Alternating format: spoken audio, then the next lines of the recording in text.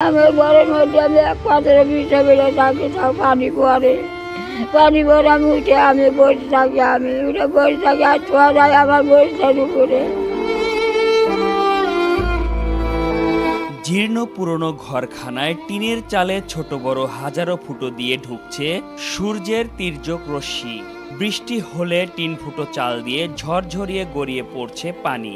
সিরাজগঞ্জ সদর উপজেলার রতনকান্দি ইউনিয়নের একডালা গ্রামের রাস্তার ধারে চাল ফুটো ওই ভাঙা টিনের ঘরখানাতে খেয়ে না খেয়ে দিন কাটাচ্ছেন বিধবা সাহারবানু। অন্য সব সাধারণ নারীর মতো স্বামী সন্তান নিয়ে সুখে ঘর সংসার করার স্বপ্ন ছিল সাহারবানুরও। যমুনাচরের পানাগাড়ি এলাকার রুস্তম আলীর সঙ্গে বিয়ে হয় তার। তাদের ঘরে ছেলে একটি সন্তান জন্ম নেওয়ার কিছুদিন পর প্যারালাইসিসে আক্রান্ত হয়ে মারা যান তার স্বামী রুস্তম আলী। আর 10 বছর বয়সে মারা যায় ছেলেটিও। মারা গেছে, আমার পেট একটা চাউলও ছিল, এও মারা গেছে, আমার স্বামীও মারা গেছে, আমার আর ভাই বোনও নাই, কিছুই নাই, আমার সব দিয়ে গেছে, কিছু নাই খাবার। সেই থেকে সম্পূর্ণ একা সাহারবানু। নেই ভাই বোন, নেই আত্মীয় স্বজন। অন্যের বাড়ি কাজ করে জীবনটাকে টেনে নিয়ে যাচ্ছেন। এখন বয়সের ভারে তিনি নুব্জ।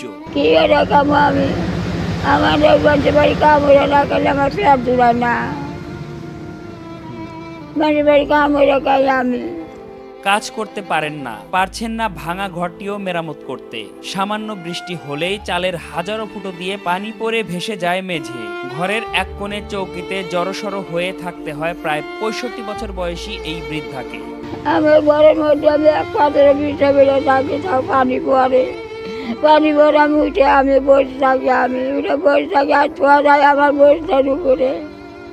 আমি বসে থাকি, পানি পরে নেই, আমি বসে থাকি। আমি দুবেলা দুমুঠো আহারের জন্য তাকিয়ে থাকতে হয় পাশের বাড়ির মানুষের দিকে। আর কিছু নাই দুনিয়ার, ব্যাগ দেয় দেখবো, এজন্য ব্যাগ দেয়, তাই আমি খাই। আমি থাকি বাংলা ঘরে, আমি পানি পরে আমি উঠে আমি বসে থাকি, আমি বনে যাব। নিউজ ডেস্ক, জনতার কণ্ঠ।